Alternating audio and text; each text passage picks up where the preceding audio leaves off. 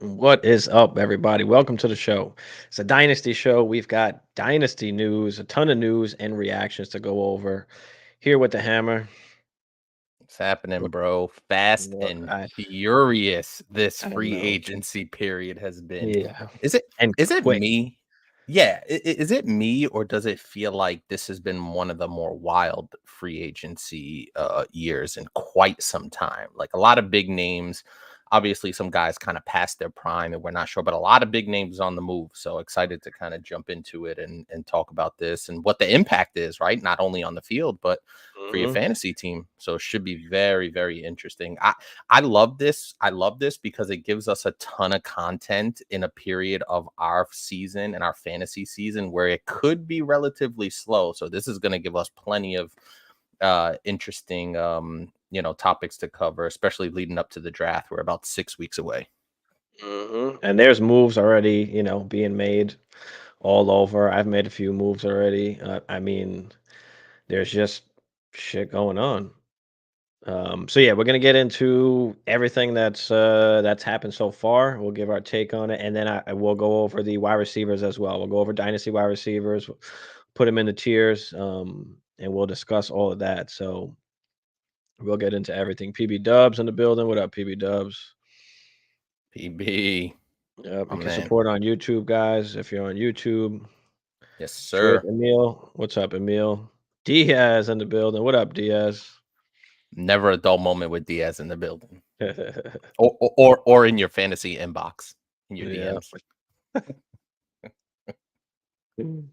Absolutely. But all right, Hammer, take us through, I guess, the first piece of Dynasty news, whatever you want to go with, whatever signing you want to start with. Go ahead, take us So through. What happened?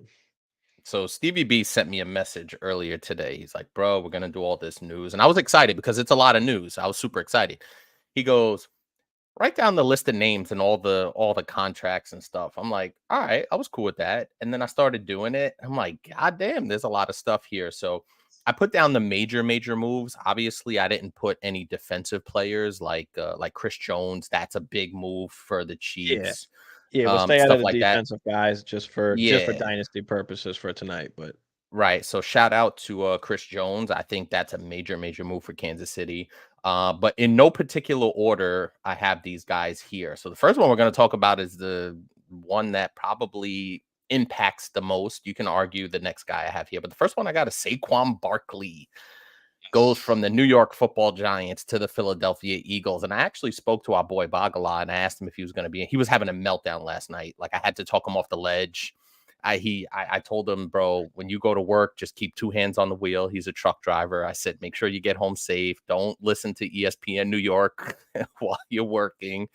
He was an absolute shambles. So Saquon Barkley to the Philadelphia Eagles, 3 years, 37.75 mil. It could go up to like 45 and change, I guess, with incentives. But the base contract is 3 years, 37.75 mil with 26 mil guaranteed. So obviously that's a massive domino, not only on the field, but obviously for your fantasy teams. I think it's a good move for Philadelphia. I was a little surprised. I thought Houston probably may have been a little bit of a better fit. But listen, Philadelphia is obviously still a really good team. They had some weird kind of vibe going on at the end of last year where they were just fell apart kind of more than I've seen any really good team fall apart. So I think the Saquon Barkley signing with the Philadelphia Eagles kind of gives them a shot in the arm. You know what I mean? Like it kind of rejuvenates them a little bit from a offensive standpoint and kind of gives them a running back that they really haven't had in quite some time. And even if you go back to Brian Westbrook, he was more of a dual purpose guy. He wasn't a 3 down workhorse guy. Miles Sanders, kind of similar thing. Obviously, they had DeAndre Swift, who we're going to talk about briefly as part of this segment. So, yeah, I think Saquon is really good. That offensive line is still pretty good. Jalen Hurts with the RPO action. So I think, Saquon Barkley's due for 1,300 yards, 9 touchdowns, and he's a good pass catcher if it comes down to that. Now, obviously, we've talked about Philadelphia not really throwing to their running backs a ton, but he still possesses that capability. So I think it's a really good signing. He was never going to get that money with the Giants.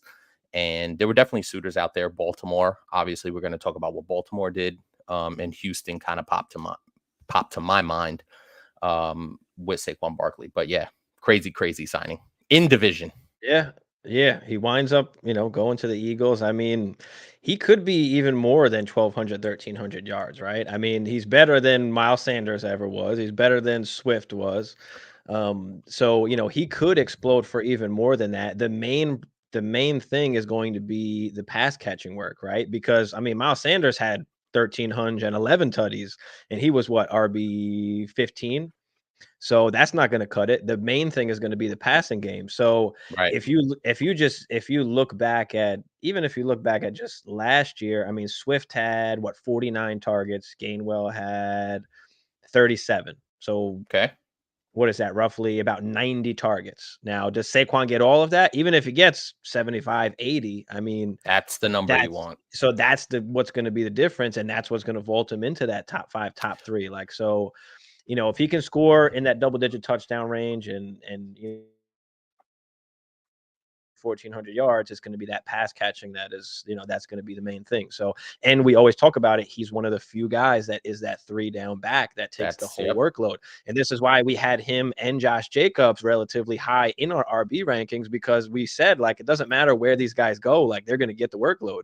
And we'll get into Jacobs, a little later on. But now you got here Saquon in a great offense, good offensive line. I mean, they paid him. It's like, he's going to be scoring tutties. I mean, last year, Swift wasn't really like a goal line kind of guy, but they gave it to Sanders. They gave it to Sanders the year before. So now that all goes to Saquon. And does that hurt Jalen Hurts a little bit? Like, what happens when they're down at the 1? Like, are they doing the tush push, or are they just going to hand it off to, the running back that they just wound up paying? Right. I think it's a good move overall, and For sure. regardless of who's getting the touchdowns, Saquon is going to find his way to that. Like you said, I said 9, you said double digits. Like, he's going to find his way into that because he's that good. And also, I think the biggest point is going from the Giants to the Eagles.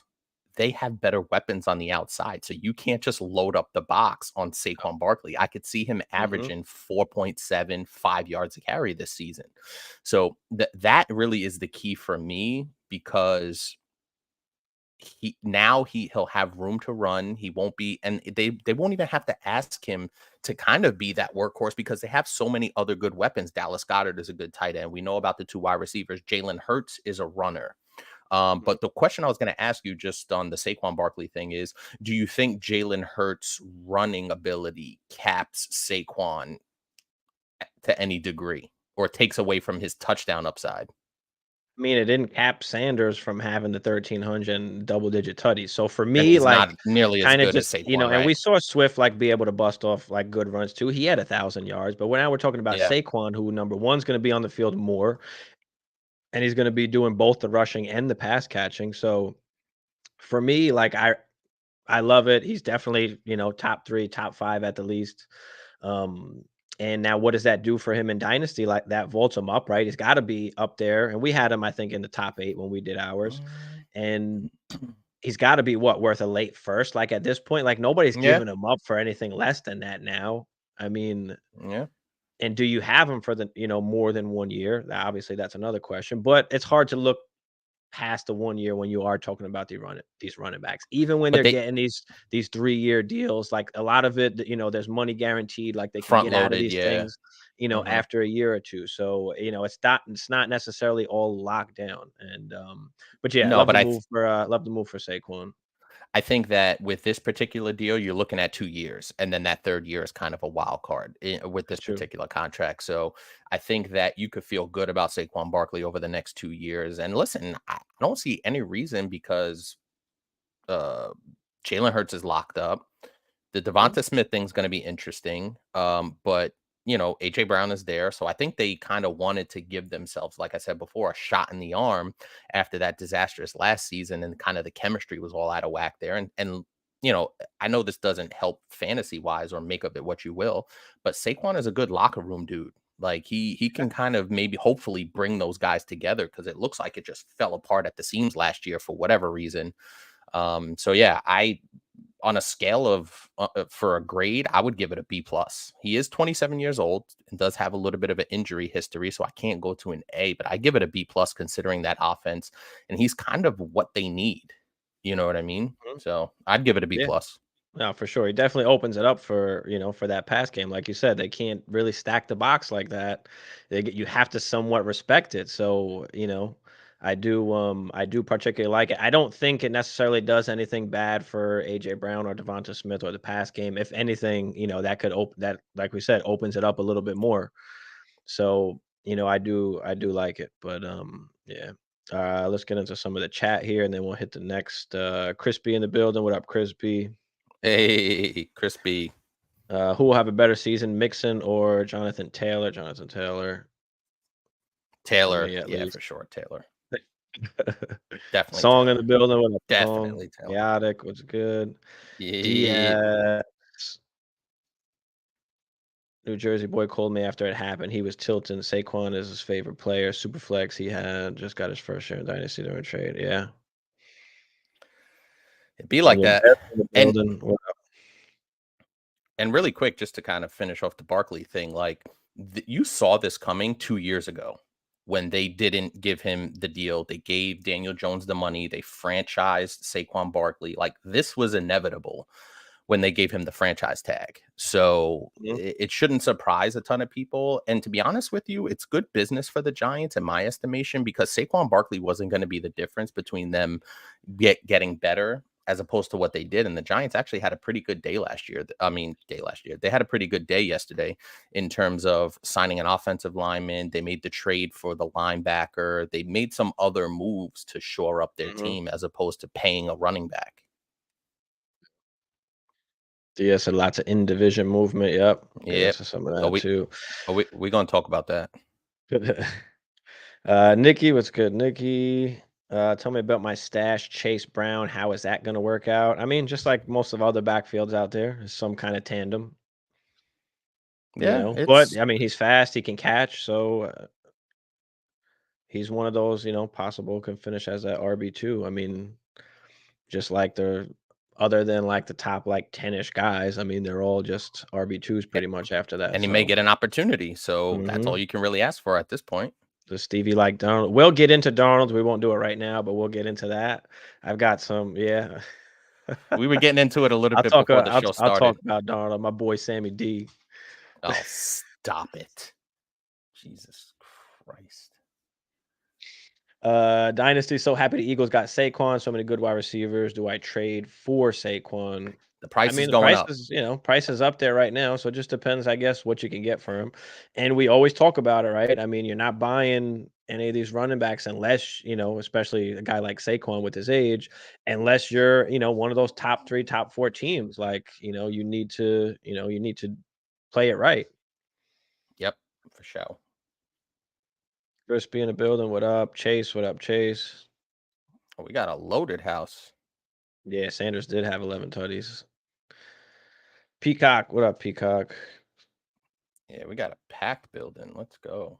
Mm-hmm. Sanders was varsity. Saquon was varsity. Sanders was JV. Oh, that's funny. JJ to ATL. That would be spicy. I don't know how Steve would feel about that. But they did sign Mooney. I mean, we'll talk about that, I guess, Yeah, too. yeah, yeah. We got Hammer that really on the be spray docket. painting his hairline. That thing crispy. No, I just keep it. I actually have a trimmer, so I clean up every now and Oh, again. thanks for Aaron Jones. Yep. That's Bogey in the fine. building. What's good, Bogey? Brian Burns. Yep. Ryan, what's up, Ryan? Win now. Sent Pollard in 2/3 for Jacobs. Thoughts? Yeah, that's easy. Solid, I like solid. that. I like that. I really Kyle, like what up, that. Kyle? I'm new, so just saying hi. Appreciate you, Kyle. Hell yeah. Welcome, bro. Philip, what's good, Philip? Derek in the building. What's good, Derek? Tarek, what's up, bro? My guy. Sammy D gonna be seeing ghosts again. Diaz knows what time it is. Why is everyone hating on Swift to the Bears? I kind of love it right off the rip. A minute into free agency, got to think he's got some upside there. So yeah, we'll get into that. I don't know what the lineup is that Hammer's got. But all right, who we talking about next? Who we talking about next, Hammer? Let's get into it. We got Kirk Cousins on the docket. Okay. Goes to the ATL 4 years, 180 mil, 100 mil of that guaranteed. Like Jesus Christ. But I will say it was a good move for Atlanta. Like just all around. And it felt more and more like he was going to Atlanta once kind of the Super Bowl ended and that talk was happening. And I'll be honest, I was a little surprised he got that much money from Atlanta, but Atlanta needed That it, was the right? They difference. needed That was the difference. They knew they had to push the pedal. Like we weren't going to give them the guaranteed. And even though they gave him 4 years, like I mean, they're guaranteed for the 2. So if they really had to get out, like they could. But go ahead. Yeah, it's just really interesting. I'm not surprised he went there. I'm surprised he got that much money and that much Mhm. guaranteed money. Like that's insane for a 35-year-old quarterback coming off of an ACL injury. I don't think the ACL injury is as big of a deal for a guy like Kirk Cousins because he's not a running quarterback. He's a pocket guy. But man, like all the stock on all the Atlanta guys just went up. You know, all the Atlanta guys you've been talking about for the last 2+ years going up, Drake London going up, Kyle Pitts. Is he going to be the new Finally TJ paying off. Hawkinson? Is that going to happen? So yeah, Kirk Cousins, obviously really good fit in Atlanta is exactly what they need. And all stock up on all Falcons skill Sure. I players. mean, yeah, absolutely. That whole offense. I mean, excited for Drake London, excited for Kyle Pitts. It's finally paying off. Bijan, Um, I think that's You good know for what, Bijan as well. Bijan too, but that's the thing, like that we talk about sometimes is, you got to recognize the talent, right? The situation might not be the best at first, but things change all the time, right? Now, how long is Kirk there? We don't know.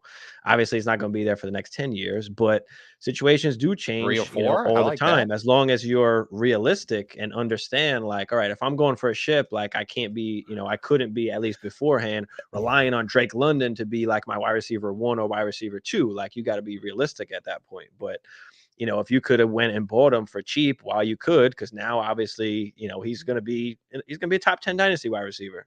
I guarantee you by the time, by the time everything updates with everything, he's gonna be in the top 10.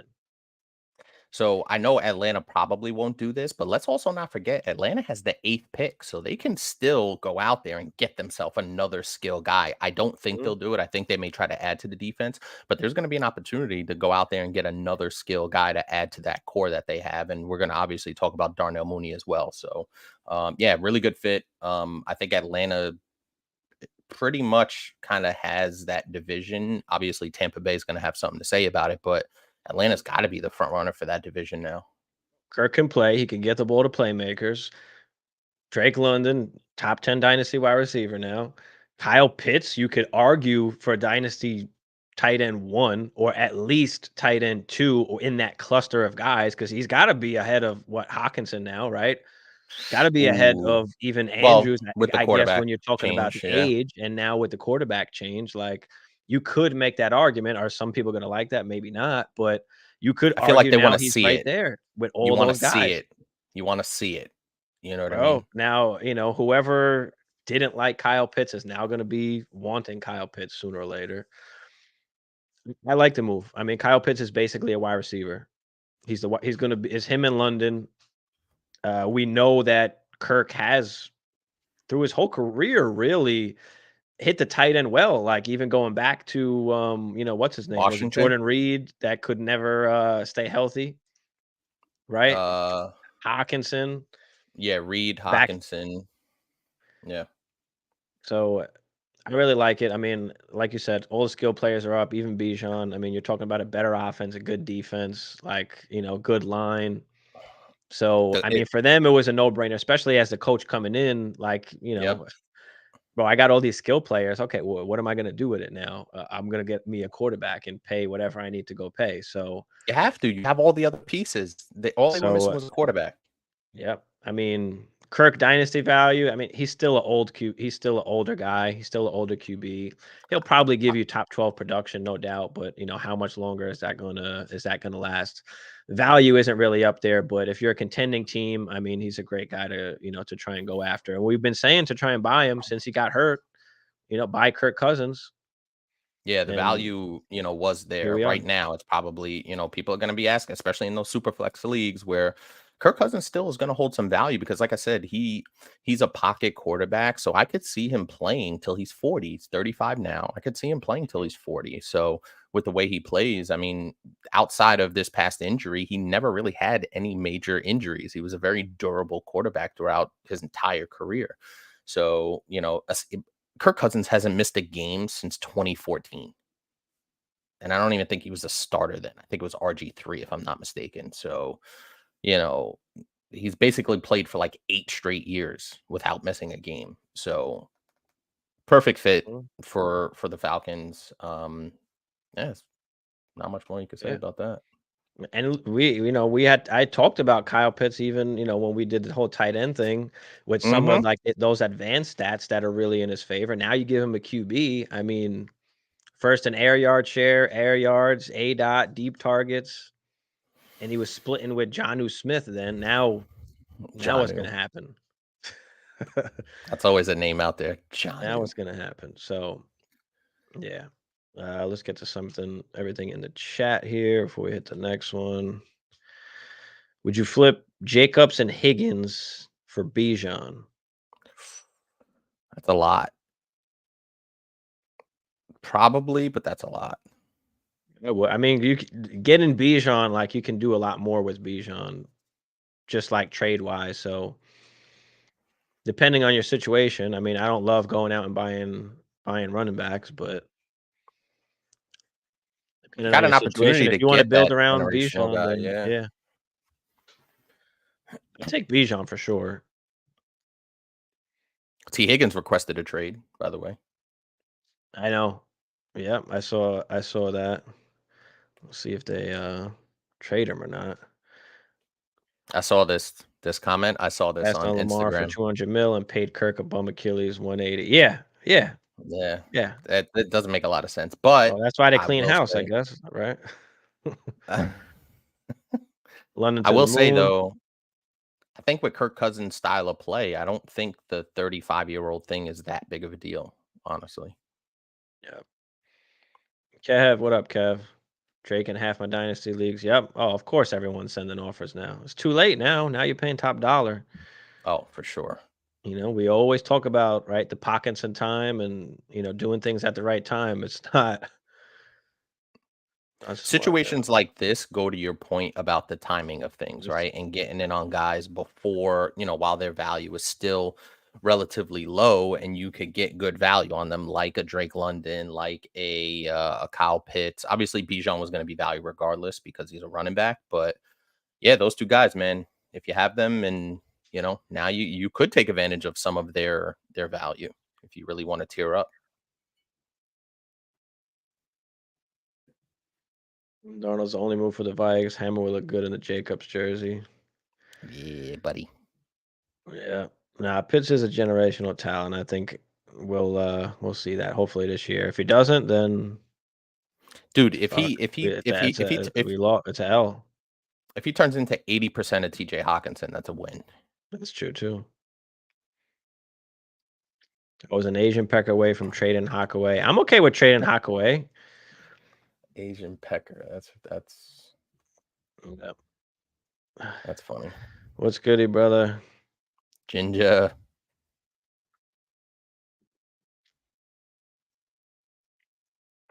Yes, Dennis.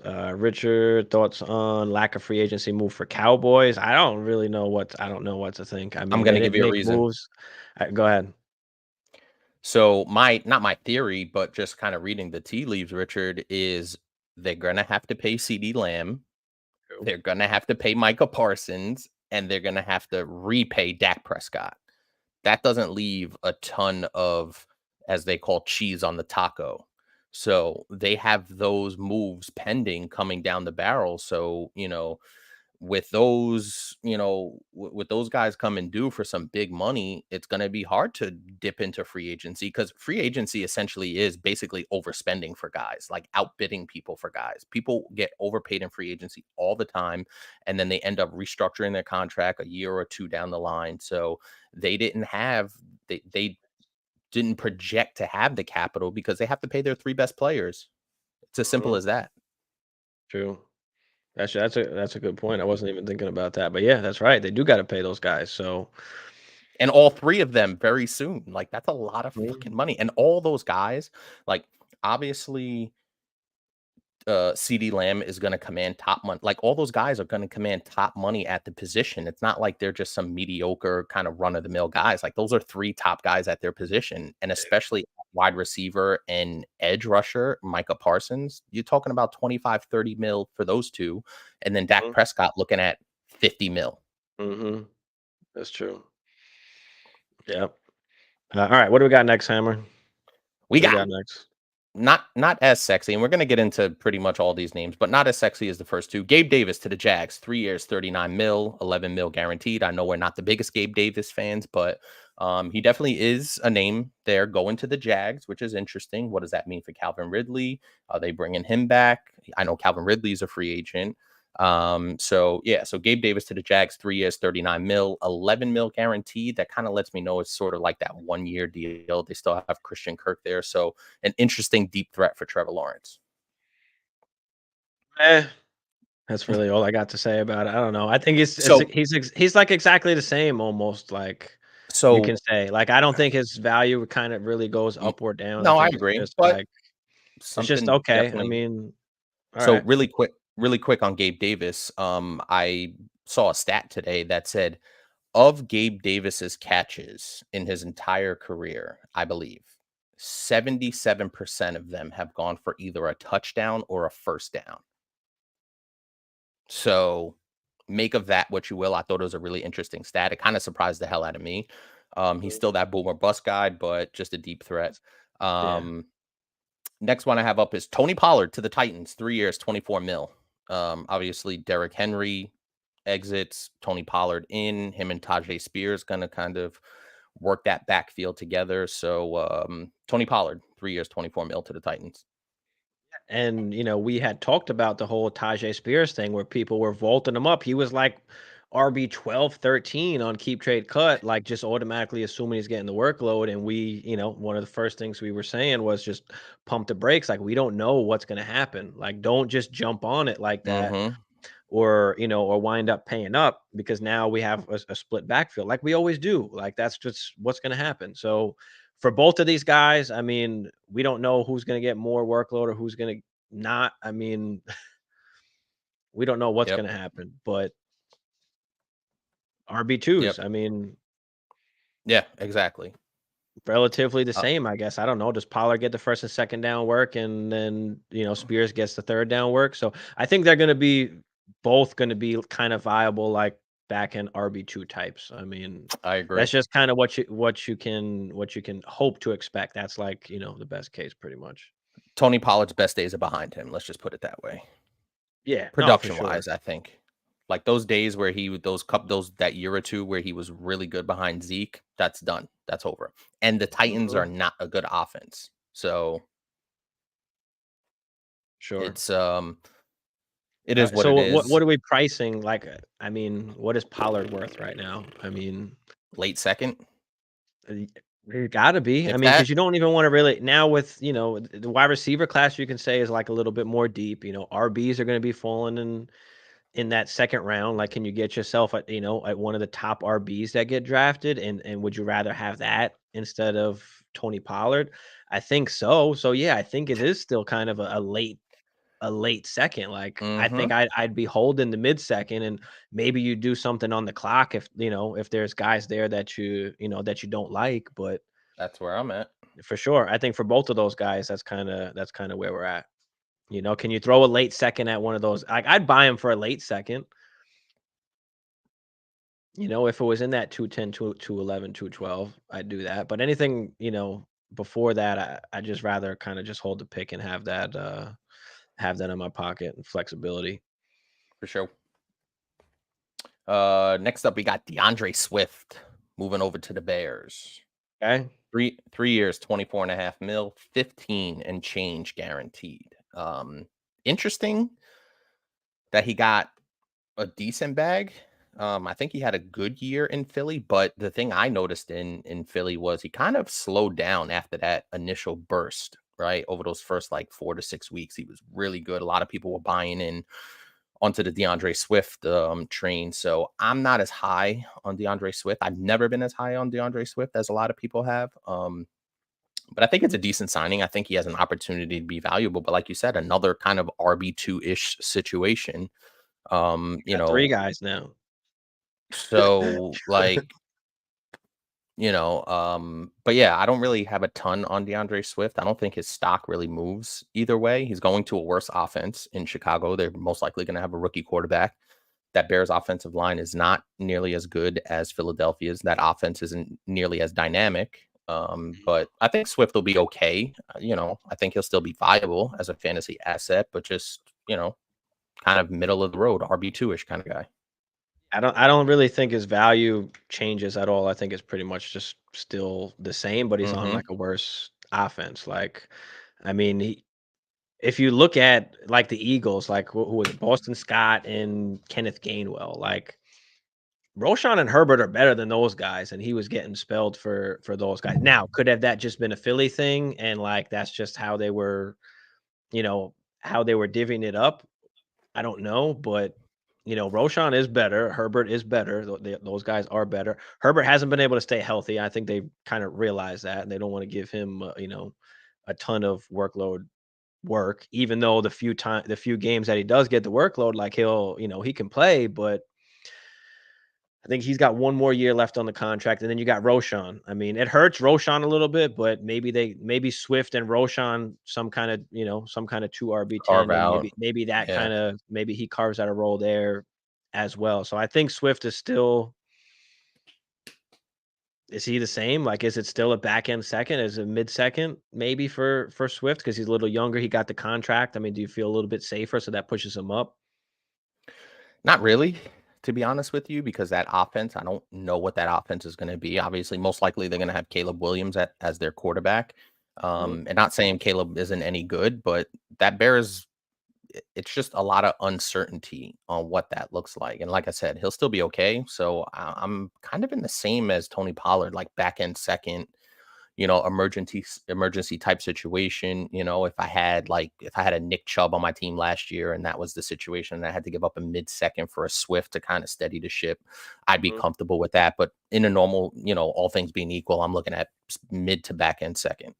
Yeah. Yeah, I feel you. I'm in the same kind of boat. I don't love spending on the RBs, but there will be a time where guys will be available. You'll be able to buy them in season. Guys getting hurt all the time, right? Hmm. This is why we stash a lot of players, right? Singletary just got the contract for the Giants, right? Hmm. So Yep. Next up is a big one. And this is a guy who was on a franchise tag but did get the bag. That is wide receiver for the Colts, Michael Pittman, 3 years, 71.5 mil, 46 mil guaranteed.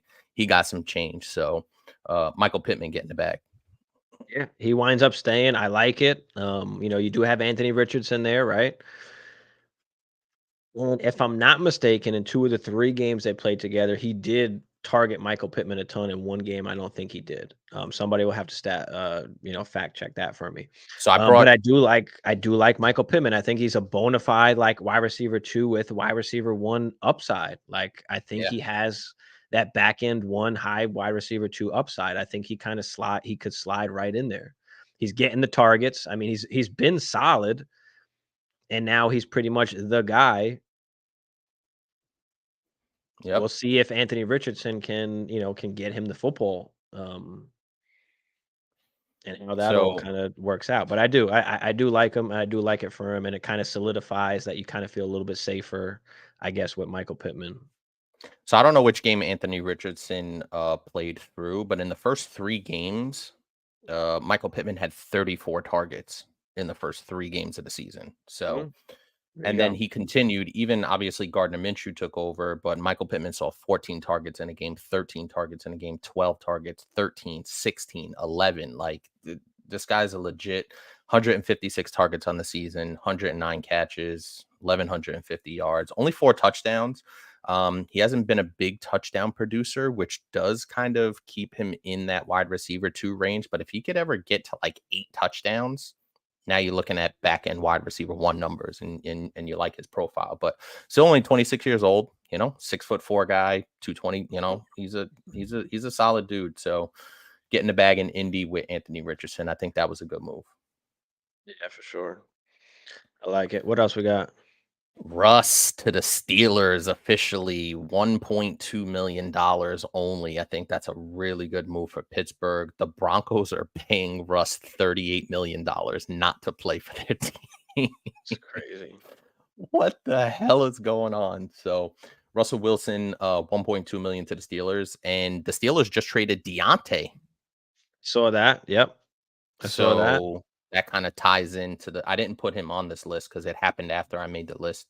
But Russell Wilson to the Steelers, and they trade Deontay to the Panthers. Yep. So So what does this do now for the Steelers? What does this do for us? It's only 1 year, right? So, and how what does it do for confident do we Pickens? feel? I mean, I don't think it's gonna be a question. He's gonna play over Kenny Mm-hmm. Pickett. They can kinda say whatever they want, but Russ ain't going there if he doesn't know he's No. gonna be And, starting. So, I mean, when you look at a guy like Pickens, is he that DK Metcalf for Russ? Is he that Cortland Sutton for Russ, where he's throwing it up there and he's scoring mm-hmm. tutties? Now, I Yeah. think it does hurt though that Deontay leaves because I think they complement each other well. They play kind of two different kind of games, but now you're only going to have Pickens. You're not going to have that other guy to kind of take away. So do they wind up getting somebody? Yeah. And the They don't draft got is coming anybody up. else right now. No, not really. Yeah, They got Fryermuth. I think that's a good upgrade for that's a good for. Fryermuth. I like that for Fryermuth. Okay, I could see that. Yep, let's boost up. I would boost up Fryermuth a little bit. I like Fryermuth. The guy can catch. The guy can play. Good red zone target. Absolutely, Um, absolutely. Um, yeah, so I think it's good all around because also too it gives Kenny Pickett a year to kind of like get some pressure off of him, figure his mhm. shit out. We know Russ is only going to be there for 1 year. Um, and it makes sense financially all the way around. So yeah, I like it. I really do. And the Mm, Steelers made the playoffs with some of the worst quarterback play in the that's entire league. So you're telling me if Russ throws for 25 touchdowns and 8 interceptions, like they're going to be better. exactly. That was the other thing I was gonna say. We've seen them continuously make the playoffs with, or at least play well with shit quarterbacks. So, so for sure, yeah, I do like the Russ. What else we got? Baker Mayfield locked up in Tampa 3 years, 100 mil, 50 of that 100 guaranteed. I kind of like that. And you kind Mm-hmm. of knew, I know we talked about on a previous show that they re-signed Mike Evans. So once Mike Evans re-signed, you kind of knew the Baker Mayfield contract was coming in. So Baker 3 years, 100 mil, 50 mil guaranteed. And yeah, I think it makes sense. He's got a good rapport with those guys. He's going to be playing with Mike Evans and Godwin. Rashad White is still there. So it's kind of keeping that band back together. And I think Baker Mayfield surprised the hell out of me, to be honest with you. Played really well, made a Pro Bowl for whatever that's worth, but, rehabbed his image and, he's a solid quarterback now. Yeah, for sure. I mean, finally found his home. You got Mm-hmm. Evans, you got Godwin still, and Mm-hmm. they're talking about playing Godwin in the slot again, right? Last year they went away from that. They put him on the outside, and he thrives way more in the slot. So they talked about putting him more back in the slot this year. You got Evans on the outside. So I do really like that, for this offense. I think that'll be good for Baker Mayfield as well. So I think it's perfect for them. I mean, it made sense for them. Like, why not? And makes sense for Baker. So finally found himself a home. So, we can Yep. expect Mike Evans to be, to do pretty much relatively the same unless he gets hurt in any way, shape, or form. I Yep. do expect a better season from Godwin. Yeah. Um, but he could also kind of stay where he is. So Godwin is he's still a little bit risky, I I think. think it's I think a sneaky tight end play is Kate Otten this year. If you punt on tight end for a while, I think Kate Otten it's just a flyer, a low range tight end, but somebody that towards the end of the season, Baker Mayfield had a really good connection with. So if you do punt on tight end, I think Kate Otten is a decent flyer. But obviously it's Mike Evans, it's Chris Godwin, and your boy Trey Palmer. See. Yeah. All right. Next up, we got one of the hammers, Derrick Henry, the king, goes to Baltimore. We were kind of waiting on Derrick Henry because it was interesting. A lot of those other running backs that we've talked about, we're going to talk about a few more, but Derrick Henry kind of signed later than everybody else. I think he kind of knew where he was going. That's why there wasn't a rush on it. But Derrick Henry to the Baltimore Ravens, 2 years, 16 mil, 9 mil guaranteed. This is pretty much the swan song. Can Derrick Henry get the Ravens over the top? I think this is a fantastic move, particularly for January and early February. Like, this is a move they made when they get to the playoffs. I like it. I mean, it was pretty much expected either there or I think the Cowboys. I think a lot of people Cowboys, expected yeah. too. So Ravens was a perfect spot. I mean, we saw what J.K. Dobbins was able to do in like the limited amount of carries that he was able to get. He's able to score touchdowns. So I think that Derrick Henry will have double-digit touchdowns. He'll definitely Yep. have over 1,000 yards. So how many more seasons does he have left of it? I don't One, maybe know, two. but I mean, he is one of those outliers where you're kind of just gonna ride The it wheels. until the wheels fall off. So Yeah. I absolutely love the spot. And I think that he's gonna be just kind of like Saquon, like just the spot that itself. I think that like especially during the season when teams are competing, like that could warrant you a late first just because of the name, the spot that he's in, the production that if he's putting up, like he'll put up. So yeah, I really like it for Derrick Henry. I mean, he's in a perfect spot. That RPO game is going to be fucking ridiculous. And listen, last year we kind of thought we were going to start to see it fall off a little bit. And while his yards per carry started to tail off, listen, that Tennessee offense was not good, but 1,160 yards and 12 touchdowns on a terrible offense. Like, Mhm. And if you look at his carries last year, like he didn't have many games over 20 carries. 280 He total had on the season. 2 or 3. I think Three, I said 3. So four, only 3 four, games over or 4 four. games over 20 carries. Yeah. So and we're Yep. usually seeing 25, 30. So now you take that and you put it on, you put it on a Baltimore offense. I mean, and Yeah. that was the thing that would when they lost that playoff game, like, they didn't run the football, right? Now you Which they got should have. fucking Derrick Henry, you better be, And Lamar. you almost have to run the football now at this point, so I really like it for Derrick Henry, I really like it for the Ravens, and I think that it helps that team, it helps Yeah. that team a ton. Yep, yep. So, yeah, no, I definitely love the fit. That RPO game is going to be dirty, and he's going to be 10 touchdowns. You can kind of lock that in. And yeah, I mean, listen, they also still have Keaton Mitchell coming back to kind of spell Derrick Henry.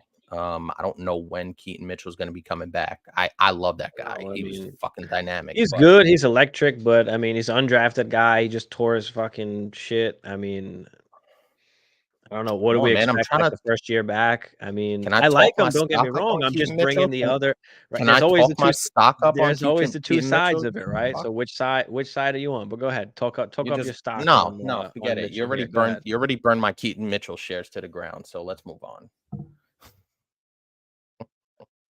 Well, I'm giving the bad side of it, hit us with the good side, come on. You're giving the bad side because you don't have him. It's Hit us fucked with up. the good side, Hammer. No, the good side is nothing. He's dead to me. So are you.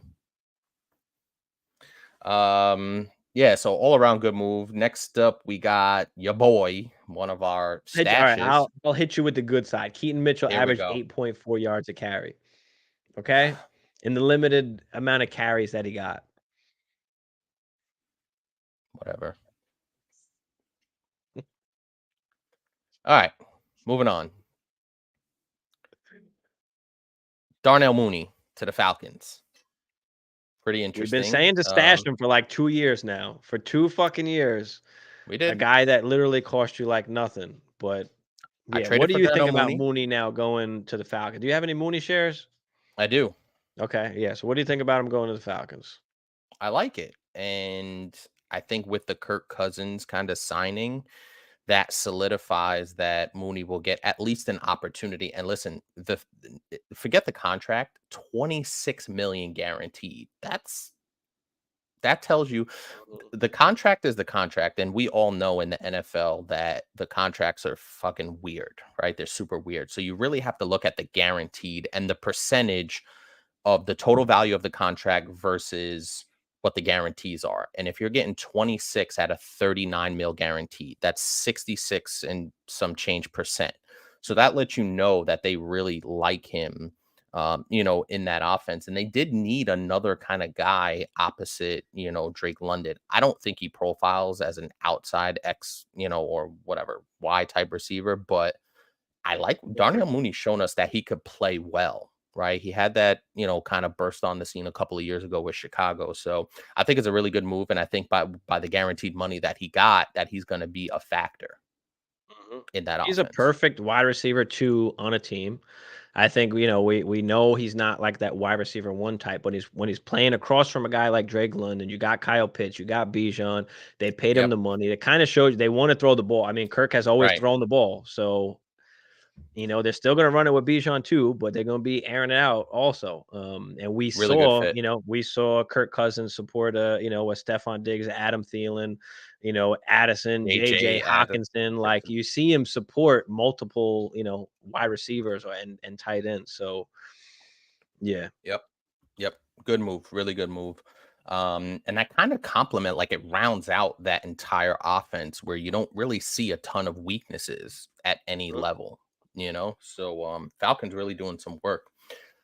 Next up, we got Austin Eckler, the forgotten one, to the Commanders. 2 years, 11 mil. I'm not sure what the guarantees were, but obviously a really kind of small contract.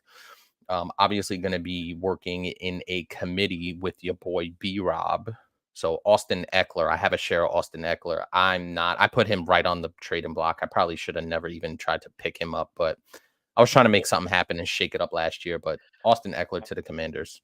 I think that with Gibby going to the Mm-hmm. Patriots, a lot of people jumped on B Rob, like, oh, he could be the workhorse guy, and then boom, all of a sudden it's like they get Eckler. So, you know, Eckler will obviously be that pass catching guy, the third down guy, and that's what limits Brian Robinson. The reason why he was playing so well at certain points in the season was because he was getting the Gibby was in pass the catching work doghouse. as Yeah. well. He was getting everything because Gibby was in the doghouse, right? So now you're going to have Eckler there, and Eckler's a I don't proven necessarily receiver. like love it for Eckler. Like, yes, he's a Neither proven do I. receiver, but are they throwing it to him 100 times like they were, with the Chargers? No, probably not. Probably not. You've got B Rob there as well, so I think he can still be, like, decent, but He's not the same, gonna be the he's not same gonna guy. be what you want, and you're talking about most likely a rookie QB.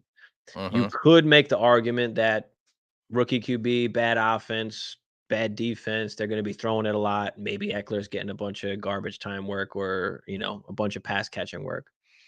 I don't know, but I don't know really what to feel about Eckler. I don't want him on my team. It's gonna be hard to kinda get rid of him at this point as well, so you're kinda stuck with him. I'll probably take any second for him at this point, but yeah, I don't love it for him. And then for B Rob, it hurts B Rob as well when you talk about his Oh, dynasty yeah. value, right? Yeah.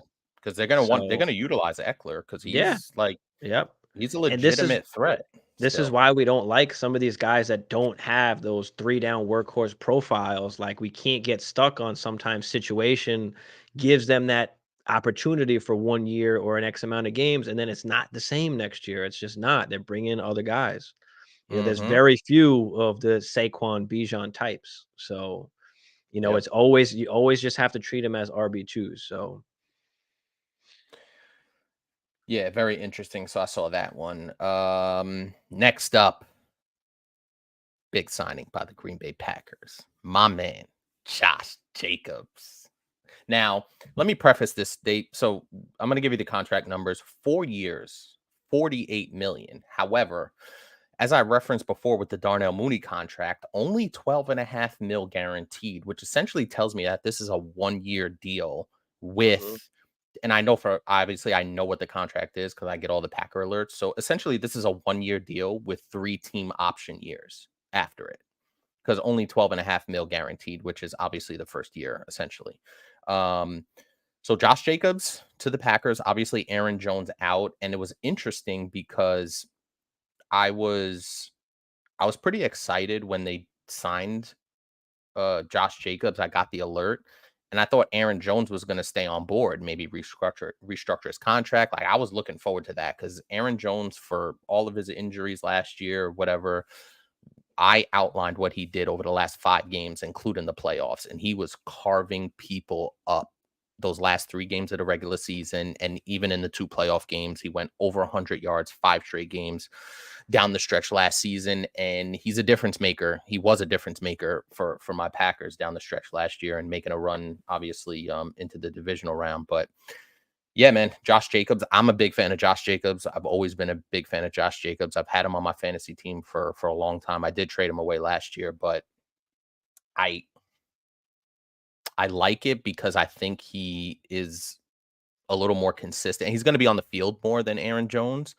So I kind of like that. And the Packers want to run the ball, you know what I mean? To kind of keep that balance, with the running and the passing game. So I think it's a really good fit overall. I think he's going to get workhorse type carries and he'll finish in the top 12 Yeah, I agree. on I a don't on a think good there's any offense. doubt. He's like we said, we talked about him in the running back stuff. I mean, he's going to get the workload no matter where he goes. So he'll get a ton of work there. Even if they do bring in somebody else, he's still going to get the majority of the work. I'm not necessarily worried about that. Uh, Good spot for him. I mean, good move by the Packers. I was surprised. I was shocked because they I, never do shit like I this. think I was shocked, but at the same time, not really, because we knew that both Aaron Dillon and Aaron Jones were both going to be like on that chopping block, right? I mean, Hmm. Dillon, they weren't going to resign. I think we kind of expected them not to resign him. And then Aaron Jones was kind of the question mark.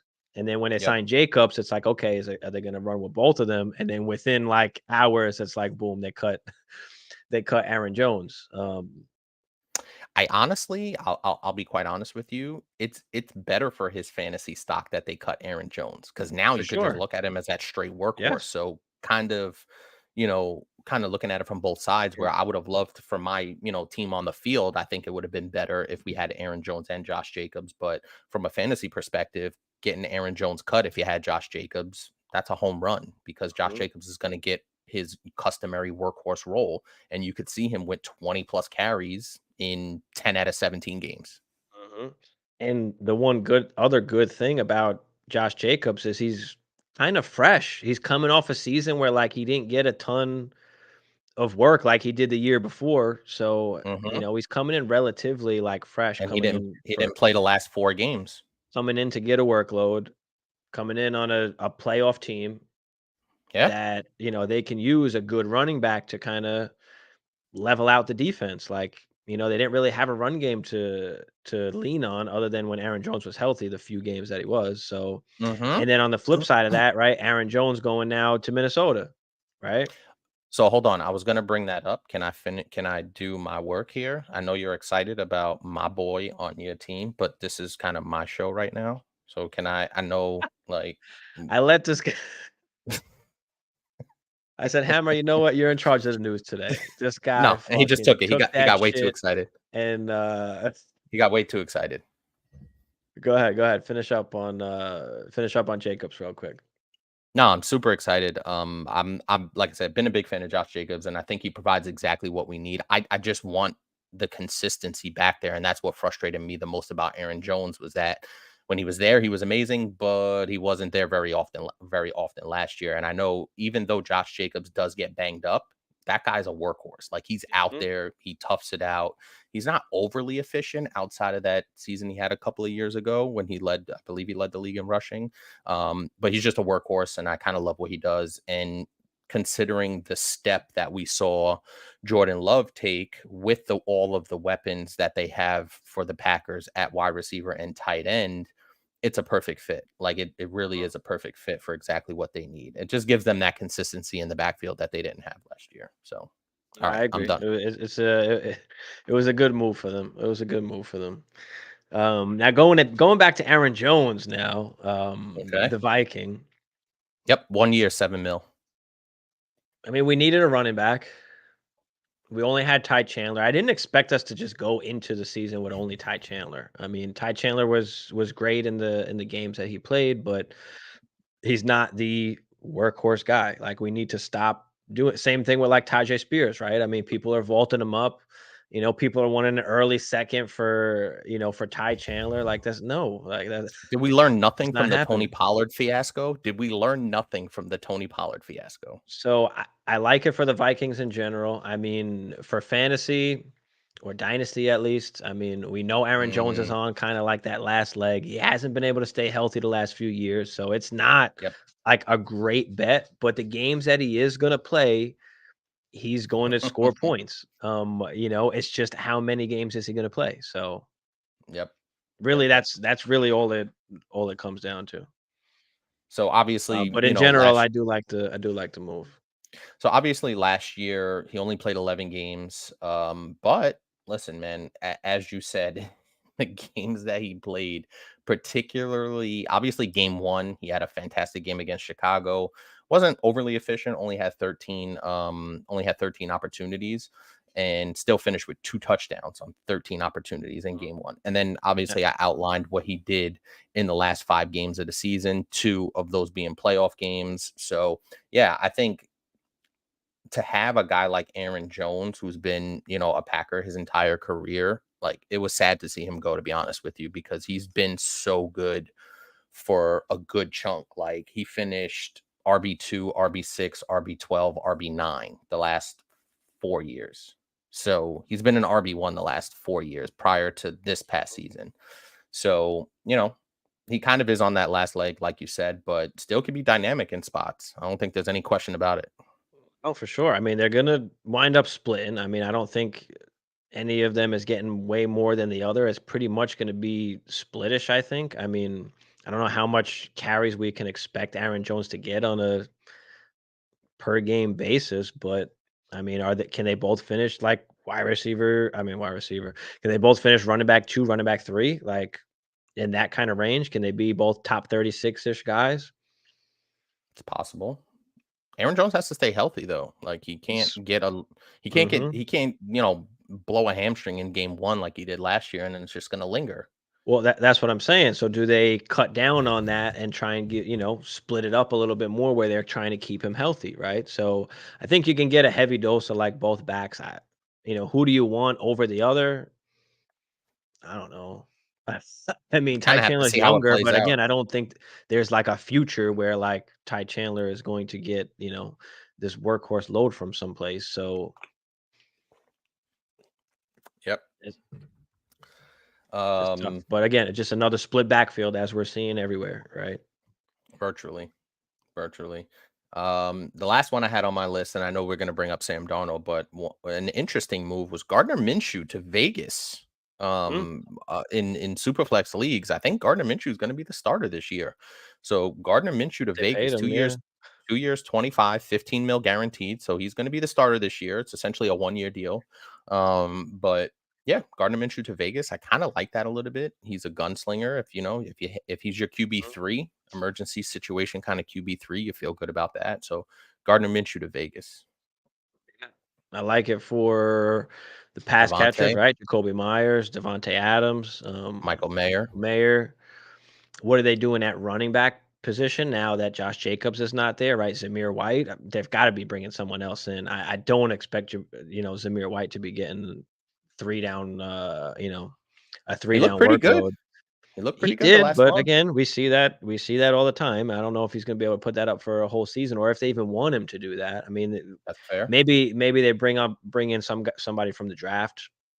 I mean, we'll see what happens, but yeah, I I will do like say, it for Minshew. I like that he gets a shot to kind of mhm, play. I mean, he proved himself. He's always shown that he can play, so it's a good move. And Raiders, they didn't have to spend they didn't have to spend crazy. much. Like Yeah. Or they lock didn't in. have to Yeah. break the bank. They didn't have to hope a quarterback fell to them in the draft. They went out and got somebody, and they didn't want to go out and get Justin Fields apparently. So that's a whole nother And they thing, right? I so mean, so Vegas spent their money on defense. They signed the defensive tackle from Miami, Wilkinson. mhm, So they kind of want to load up on defense, and that kind of mirrors their head coach, right? Antonio Pierce. He wants to have a good defense. He wants to have a competent quarterback, which Gardner Minshew is, and he proved that last year. And even when he was with the Jags, he was still pretty solid. So He was decent with the Eagles. That is Gardner Minshew. So I think it's a fine move. And they'll maybe dip into the draft or free agency next year. I think it's a smart move, like you said, because they didn't have to break the bank for a quarterback. Where if they're not very good next year, then they can have a high draft pick and figure things out from there. So by not locking in crazy money at the quarterback position, that allows them to build their defense, et cetera, et cetera. But listen, they are getting a little bit older. Devontae Adams isn't getting any younger. I still think he's going to be really good with Minshew. I think that kind of evens off or kind of calms your worry if you're a Devontae Adams owner, where Gardner Minshew is going to sling the rock. And they cut Jimmy Garoppolo, by the way, the Raiders did. Saw that, yep. So Minshew is going to be the starter. And really quick, Zamir White did acquit himself very well in the last month. 17 carries for 69 and a touchdown, 22 carries for 145, 20 carries for 71, and 25 carries for 112 in the last month. So he played well. Like he really did. So I think he's going to get an opportunity to be, a feature back. I'm not going to say a workhorse, but he'll get an opportunity, I believe. Have a role, I think, for sure. Pass catching, not crazy, but what else we got, Hammer? That's all I have, but I know you want to talk about your boy Sammy D. Well, what do you think about the Sam Darnold signing? What do you think about the whole Kirk situation? And then I'll give you my take. Well, the Kirk situation we talked on, I think Kirk and the connection is that Kirk's wife is from Atlanta or her family's from Atlanta. So that was the connection. I know we were talking about that previously. So I think Kirk was going to go wherever the money was, because this is essentially his last major contract, right? So, and a good fit, honestly, for Kirk Cousins, with a solid defense or a kind of offense that he could parachute into and have all these weapons. In a very winnable division. Let's call it what it is, right? That NFC North got really tough really quick with the Packers, obviously, the Lions, the Vikings, etc. So his only real competition in that division is going to be the Tampa Bay Buccaneers, right? Out of New Orleans, maybe Carolina, obviously not. So, but yeah, the Sam Darnold thing, I think it's very similar to what Vegas did. In terms of you didn't have to break the bank. I didn't have the exact numbers on the contract because I kind of saw it a little bit later in the day. But yeah, I think it's a little bit of a stopgap. I'm not crazy about it. I wonder if the Vikings, they're kind of looking at a JJ McCarthy in the draft, right? If you take JJ McCarthy in the draft, you have Sam Darnold play for a year, and then you figure it out. So, I kind of think that's the route they're going. I think they've been talking about trying to move up in the draft. Or if we don't move up, do we take a quarterback there? So they're currently at 11, and that's where they have the JJ NFL McCarthy just penciled in. the NFL in general loves them some JJ McCarthy. I like Penix better as a thrower, but like he's got like no knees and injury history, and like we don't know what's gonna happen. Like that is risky. I don't know how they feel about it, how the NFL feels about it. I McCarthy's a guess we'll safer find out. guy We'll find in that out. offense. Yeah, we'll find out sooner or later. So do they get McCarthy? Does McCarthy start? Does Sam Darnold just be the mentor, or does Sam Darnold play for one season? Let the guy, let McCarthy sit, and then we just see what Sam Darnold gives us. I mean, Sam Darnold has had it rough, right? When you talk about Sam Darnold, like he was a horrible situation with the New York Jets, right? Almost impossible, right? And then let's take a trip to 2021, right? When he goes to Carolina.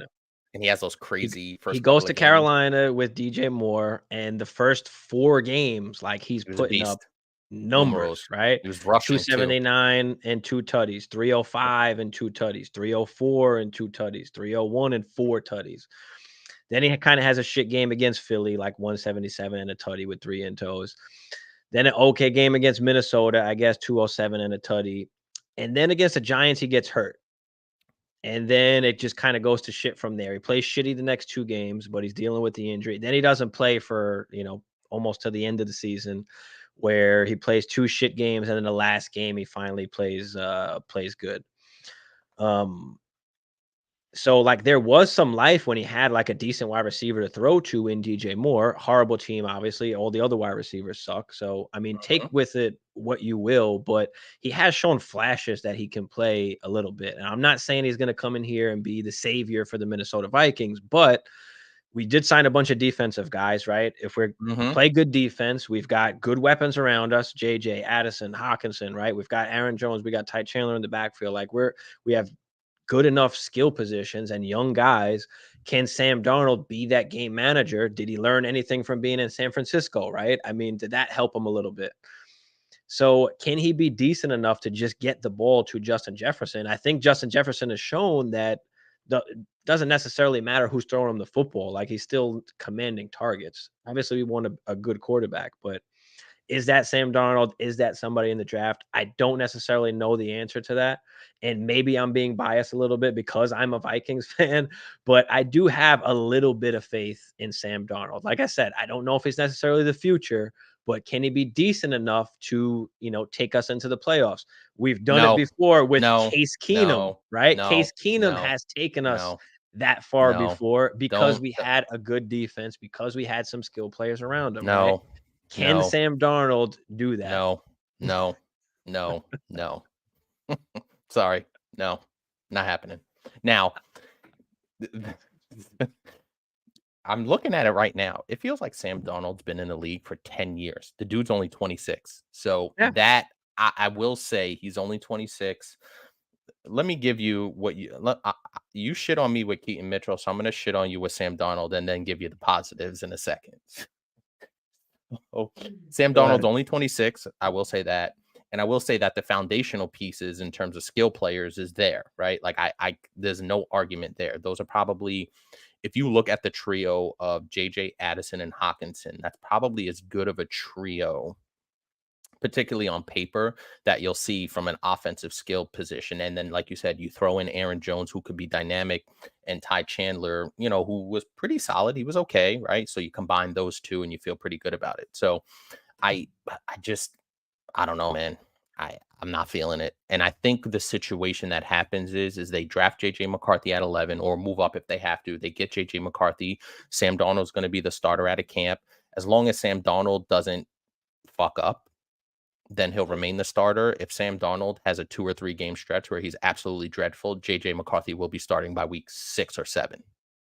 Sure. Yeah, I So can see that. I that's can see kinda that for how I sure. see that situation playing out, and it makes sense for them to draft JJ McCarthy and have him sit behind Sam Darnold, right? You have a good, Does a McCarthy young even prospect. make it?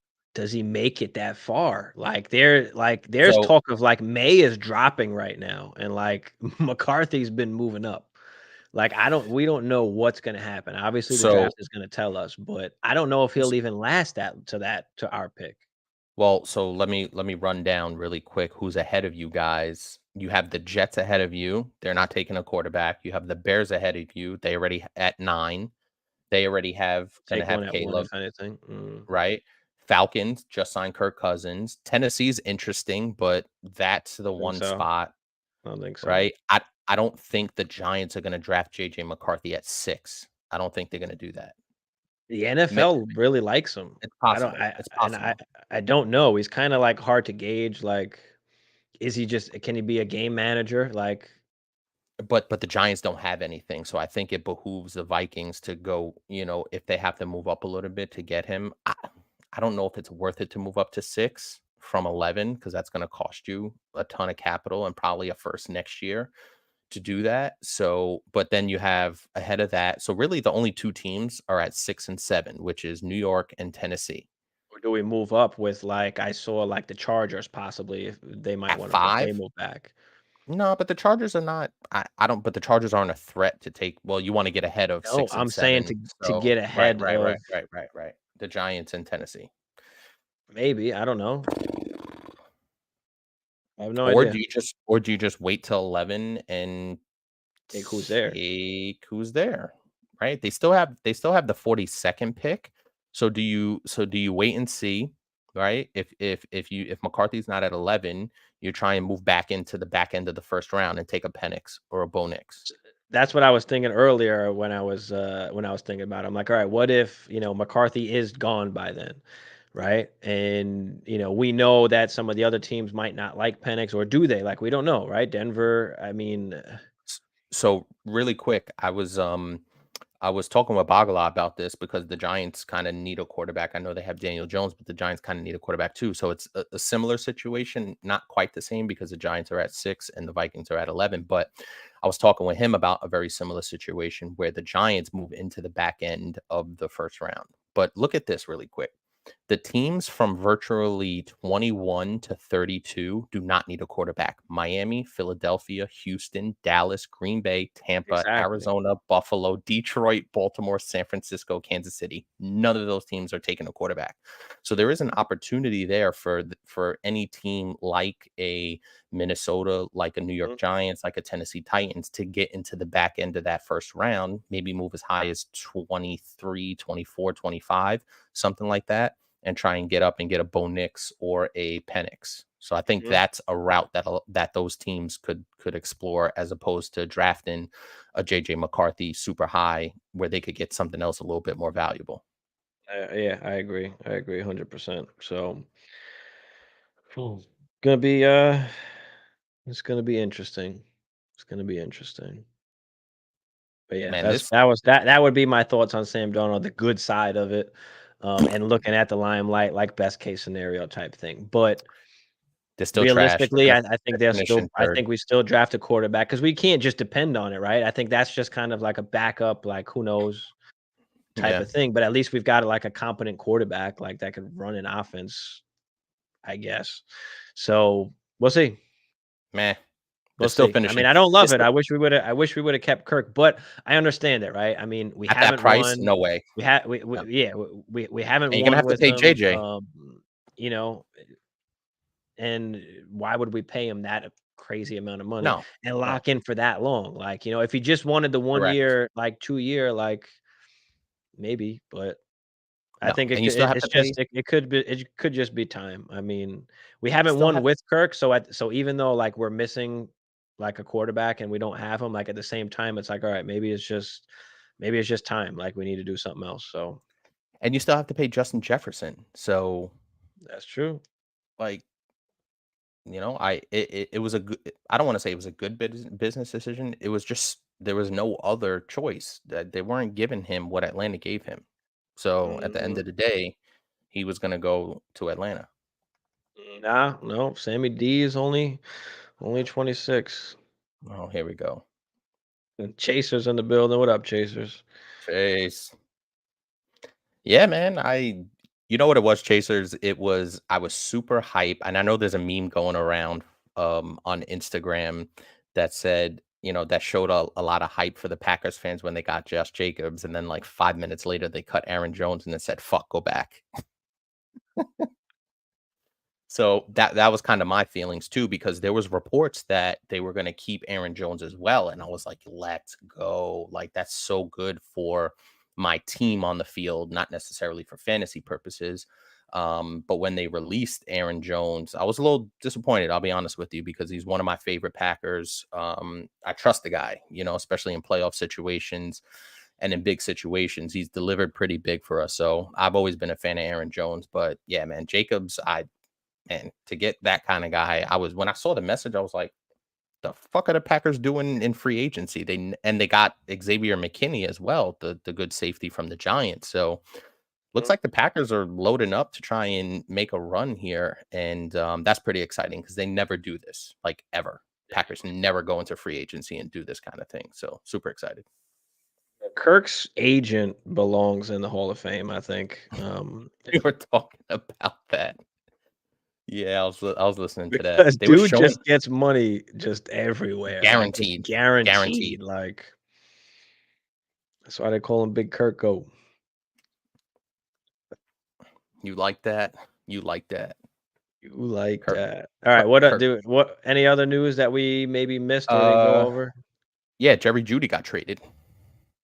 Man, I Okay, I'm mean, just saying Jerry it's, Jeudy is notable. a guy we've been waiting to break out for a long time. I mean, he hasn't, can you blame it on I mean, he's been injured a bunch of times. I mean, the situation was like not crazy bad last year. I mean, Russ was like decent, but and it was all Cortland Sutton So I and don't know. Mims.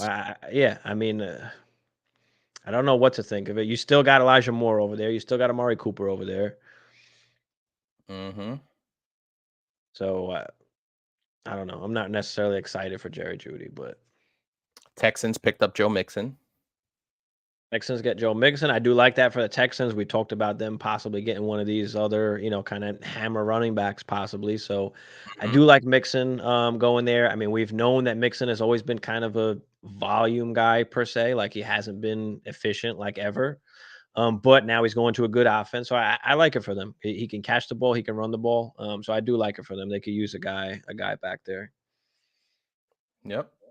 So good move there. I think that's pretty much it. I know there were some, like I said, there were some other smaller moves, defensive moves as well, which doesn't have a massive fantasy impact. But yeah, that's pretty much it. All right. Well, we'll start getting into the wide receivers. I know we've been kind of putting it off for a couple weeks, but yeah, let's get into the wide receiver tiers. We'll go over rankings and tiers. What up, Doug? Doug wants a crack. I can't get it. I Gotta can't stay get it. loose. Hold on. I think I did it before, so Ah, there we go. give me a little bit. But yeah, let's get into the Yeah, buddy. dynasty wide receivers. Starting at the top and I've got 4 tiers here. I've got about, I don't know, I think like 30-ish or so guys on here. Hopefully I didn't miss anybody. If I did, let me know. But you've got up at the first tier. I should have did this before. You've Yep. got JJ, you've got Chase, you've got Yep. CD. And listen, Yep. I'm okay with you kind of mixing any of those guys. And I have Amon-Ra up here. You could make the argument he could start off, I guess, in the next tier, but my tier 2 and tier 3 are pretty big. So I'm gonna put him up in the first tier here. I think he's kind of at least earned that to be up with those guys. I think he's solidified like himself as a top 4 wide receiver here. So for me, it's JJ Chase, CD, and Amon-Ra, but that's a tier. You can kind of mix and match anything you want. You could make the argument for Chase being wide receiver 1 because he's tied to Burrow, and now we don't know what the quarterback situation is going to be for Justin Jefferson. You could make the case for CD Lamb after what he just did. I mean, same situation, same quarterback, tied to it. But that is going to be basically my first tier. Those are my top 4 wide receivers. What do you think about any of these guys, and would you kind of change around anything? I couldn't agree more. I think the really interesting thing is, and I actually had Amon-Ra in there as well in that first tier because I think now, especially with the way the Lions have kind of unlocked that offense with all of the skill players they have, it was just so much better for St. Brown. Mhm. It kind of took him to that next level where he was at, 100 yards, 100 receptions, 1,100 yards, and 6 touchdowns in 2022. He went to 119 receptions for 1,500 yards and 10 touchdowns. So he took that next leap that we're all looking for, right? Like Mhm. that leap from kind of, mid to back end wide receiver one-ish to he's firmly a top tier wide receiver one. Like he's in that category. And once you're getting into the 1,500 yards and double digit touchdowns, sold.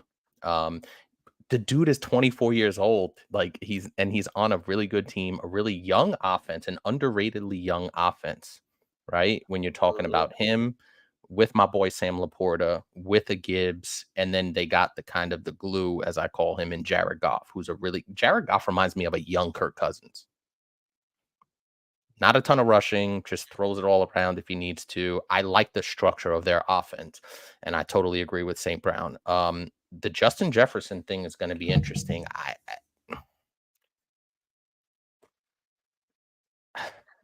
I think I'm taking C. I think Justin Jefferson has to be third here just because of the quarterback situation, in my opinion. You could make that argument if you want to. I think for me, like the talent of Justin Jefferson is just beyond though, like just better than those other two guys. But when you're bringing But the does it situation into it, and that's where it comes to like your personal kind of opinion and how you want to rank it and how you want to do and it. because he's a Because you Viking, can he make has to be first on this list. I got it. no, he's first on this list because he's been the best of all of these guys continuously for since he came into the league. So for me, he's just a step ahead of those guys. But when you are That talking quarterback about, situation matters. of course, that's That's what a I'm big saying. drop That's off. what That's a like big drop off. I'm okay with you trying to, with you switching it around. Like I'm okay with it. But that's just kind of that's how I look at it. But I agree. If you're going to look at it by situation, then yeah, you can make the argument for any of those three guys easily. No, I think if listen, even if they lost Kirk Cousins and they picked up, I don't know, Justin Fields, right? At least somebody, Sam Darnold's unknown. Like I'm not sure about Sam Darnold, right? He hasn't played for a while, hasn't played well for a while. So I'm just unsure. I'm pretty sure about Joe Burrow minus the injury, and I'm pretty sure about Dak Prescott and CD Lamb for whatever their playoff shortcomings are. But I know what they're going to do in the regular season and in the fantasy season. So I would have Chase one. You can even make the argument for CD Lamb just because Yeah, that's what I'm him and saying. Dak Yep. Prescott really don't have any injury history to speak of. So you could really make the argument for CD Lamb being number one and then having Chase 2 and Jefferson 3. So I kind of lean that way, having CD Lamb 1, Chase 2, Jefferson 3, Amon-Ra 4. Yeah, I feel you. And then these are dynasty rankings, right? So we're not talking about Yep. just, for next Last season. season. So Yeah. as we go into tier 2, which is relatively large tier 2, I've got Puka. Ooh, I Okay. like it. And I mean, in this tier 2, like I think pretty much after Puka in my tier 2, you can kind of mix and match any of these guys any which way you want it. Okay. But for me, you've got like AJ Brown up here. Mm-hmm. You've got Drizzy Drake London up here now, cracking into the top 10. Okay. You've got Chris Olave, and like I said, you can mix and match any of these guys, but this is just a tier that I have it in. Garrett. Yeah. And Jalen Waddle, as well as Tyreek Hill. Like I said, you can mix it any which way. But you've got Tyreek Hill in here somewhere. It just depends how you want to value that kind of age, Mm-hmm. to go with that production. But this would be my tier 2 here. Puka, AJ Brown, London, Tyreek Hill, Olave, Garrett Wilson, and I probably have Garrett Wilson more like this. But yeah, that will be my tier 2 there. What do you think about tier 2? What do you think about these guys? I don't have too much of a problem with it. The only one thing I would say is I might have AJ Brown slightly ahead of Puka, but Fair. I could see the standpoint because Matthew Stafford, any year could be his last year. And if Matthew Stafford's not with Puka, We that talked makes me about that. nervous. I know Mhm. Jalen Hurts is going to be with AJ Brown for quite some time. So that's the only slight edge I would give to AJ Brown over Puka. Other than that, I'm pretty comfortable with that. Listen, the fact that Tyreek Hill is in this mix just shows you how fucking awesome this guy is. And he could very well be wide receiver 1 overall next year as well. Like just because he's that dynamic. And if he didn't get hurt, he was going over 2,000. Like that, there wasn't any question about that. So, but yeah, the rest of that I'm pretty comfortable with. Big fan of Chris Olave. Obviously, I have a share of Chris Olave. I want to see Chris Olave take that Amon-Ra step. Now, does he Mhm. have the quarterback in the situation to do it? Derek Carr? I mean, I was dead wrong about Derek Carr. But I think Chris Olave is, man, I just want to see him with a good quarterback to see what he could really do out there. We know he has the talent. Drake London's on the rise, obviously. So, and then Mhm. what does the next year or two hold for Garrett Wilson with Aaron Rodgers? Are we going to see the full experience? So that's going to be interesting. Yep, and then you can look towards the future too and say, we don't know what that quarterback situation is, right? I mean, how far do you want to, necessarily look down the line? Like we know the talent is there, and that's kind of why he's in this range. We've seen him do it with, not good QB play, still be Mm-hmm. a wide receiver too. So, Chris Olave you talked about, and then Jalen Waddle, right? I mean, we've seen him Waddle's taking a finish, hit. Yeah. right? We've seen him finish, as a wide receiver one before. We know Tyreek Hill, how long is that going to last? Like, so does Waddle kind of take over that role once Tyreek Hill is gone? So I have him in here, and I feel like these guys are all like wide receiver ones, like, and Mm-hmm. this is why the tier kind of cuts off for me. And I have a very large tier 3 because I feel like all those guys are very good, can possibly still finish as wide receiver ones, but they're more in the wide receiver 2 range. Like, I feel like this is kind of almost like a cutoff, at least for me. Do you feel that way? Would you have a couple more guys in this particular tier, or would you say like this is kind of a tier breakish for you too? Yeah, I mean, so there are going to be guys in the wide receiver 3 tier that have wide receiver 1 upside on a week to week basis, but not Mhm. consistently. And I think that's where Exactly. you kind of make that line of delineation where, listen, any one of these guys really on this entire graphic can have wide receiver, especially the guys that you haven't put up there yet, can have wide receiver 1 weeks or wide receiver 1 stretches. Mhm. But to be consistent is what really separates tier 1 and tier 2 from those tier 3 and below guys. Yep, for sure. All right, so now going into tier 3, okay? I started off with Nico, right? We've got CJ Stroud, we've got an electric offense.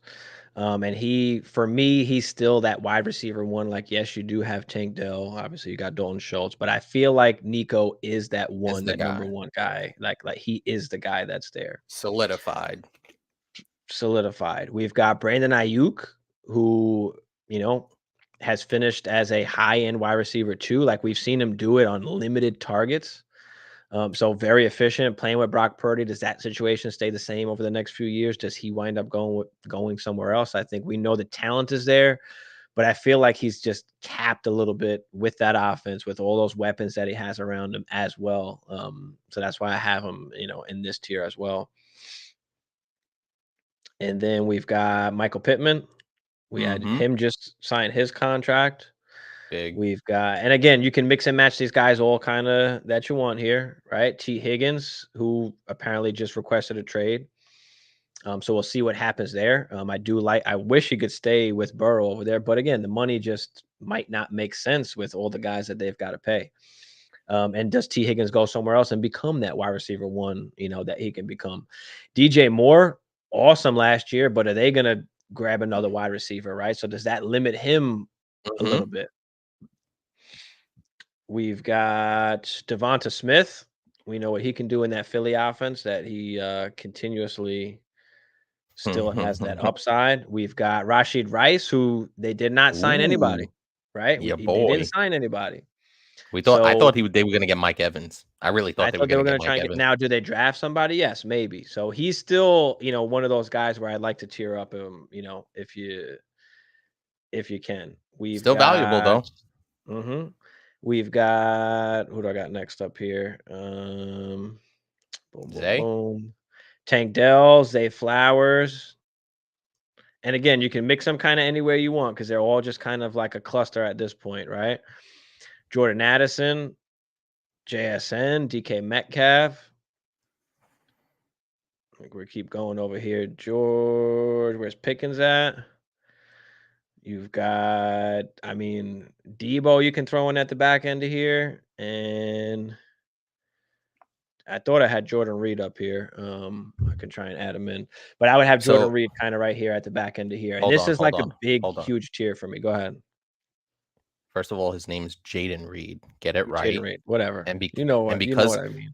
no, no, no, no. Get it right because he's a Packer. You're trying to disrespect him by number one, saying his name wrong, and number two, not even having his goddamn graphic on this screen. So I'm feeling a lot of disrespect on this show right now, and I'm not going to stand for it. It's Jaden Reed. Get his name right and get his damn graphic up here. He's pretty awesome. Hold on, hold on. I'll add it real quick. Hold on. All I right. think I had it, but when I redid it, hold on, hold on. There we go. I got you. I got you. I got you. No, Boom. but Just for you, Hammer. I All right, there we go. Boom. but I think Jaden Reed's a little bit different. I don't and to be honest with you, I noticed I was like, yeah, there's no Packers up here, but I wouldn't really consider because they're all kind of just good, not like Don't know. game changing. Yeah. Mhm. Yeah. I So don't I know, and don't. that's my thing with Jaden Reed is I think there's a bunch of guys there that he could spread the ball around to. Does Christian Christian Watson start to, Watson, emerge back a little Dontavian bit too as Wicks, well? the And tight there's some other ends. guys I Yeah. guess you can try and put up here too. But I mean, this is like just that huge. I think we talk Yeah. about all the time, like wide receiver, what 11 or 12, all the way to like almost 30. Like Hmm. it's Not very much just different. up and down. Can you move up and down in these tiers depending on who likes who? I mean, everybody likes different guys. But yeah, what do you think about this particular tier and anybody kind of in particular? Well, like you said, it's kind of a cluster tier. I do think a couple of guys stand out. Obviously, the first guy on this list, Nico Collins, he could very well easily, with the improvement of CJ Stroud in year two, he could vault up into tier two by next year. You know what I mean? Mhm, Just because he is the established guy with a really good quarterback, and it looks like they're really building something nice in Houston. And he has a really good receiver opposite him in Tank Dell, who kind of keeps the defense honest and can make plays. They re-signed Dalton Schultz, which we loved, and they pick up a Joe Mixon, who's a solid veteran who can run the ball, between the tackles. So I really do like Nico Collins the best out of all of these receivers. And yeah, mhm, obviously you have him leading off that tier. The T Higgins thing, man, is so fucking interesting to me because, he's in a good situation. Like, as pretty good a situation as you could ask for if you're a wide receiver. Now, does he want to kind of be that Stefan Diggs where he's like, I want to get out of the shadow of the guy opposite me? A little bit different situation, but similar kind of thought process where I want to go out and be a wide receiver one. Now that doesn't always work out to the, for that particular guy. You know what I mean? Because now you're going to mhm, be the focal point of team's offense. You're going to see double coverage. You're going to see the best corners. So that grass isn't always greener, and he might go play with a quarterback that's probably not as good as Joe Burrow. Like there's not very many quarterbacks that we feel that are better than Joe Burrow. 3 or 4 maybe at the end mhm. of the day. So T Higgins is the real wild card here for me to see if they do honor that trade. I don't think they're trading him. I'll be honest with you. I don't think they're doing that. I think they want to keep him on that franchise tag and see kind of how it plays out. And listen, if he's on your squad and in your building, you could still kind of negotiate that deal, and see Mhm. if something gets hammered out, throughout the season. So Nico Collins, I think, is the best out of this group. And T. Higgins, I think, is the wild card. Everybody else is kind of, Sure. they have their moments. Addison definitely taking a hit, a massive hit, with Sam Darnold. Obviously, JJ 1, TJ Hawkinson 2. I think Addison is fantastic, but I think he takes the biggest hit in this group. Yeah, for sure. I think the production I think he was overvalued for, when he was putting up all of that production. Obviously, when they had Kirk and, he was doing his thing, but with JJ there, with Hawkinson, with the new quarterback coming in, I mean, he's kind of still, well, I guess you could say he's the second option now because Hawkinson will be out for a little bit. But when you're looking at like the long-term prospects, I mean, he's still gonna be he's a very good wide receiver, but he'll always be, the wide receiver 2 on the team, maybe even the 3rd option, you could argue. So, it's hard to rank him. I mean, Zay Flowers, right? You got Andrews. I mean, do they bring in another wide receiver, like, through the draft? And they Some of just these picked up guys, there Henry. are right? There are, like, a little bit of question marks. You could make the argument to move Rashid Rice up, like, a little more as well. Like, I'm okay with that too. Um Pickens now with, like, no Deontay there, like, he's now like, how far up can we move him? I mean, That's tough, man, because like I know Russ is there, but now Pickens kind of falls into that category of he's the focal point, right? He's going to see the best corners. He might see double coverage depending on mhm, situational, right? So, can he handle that?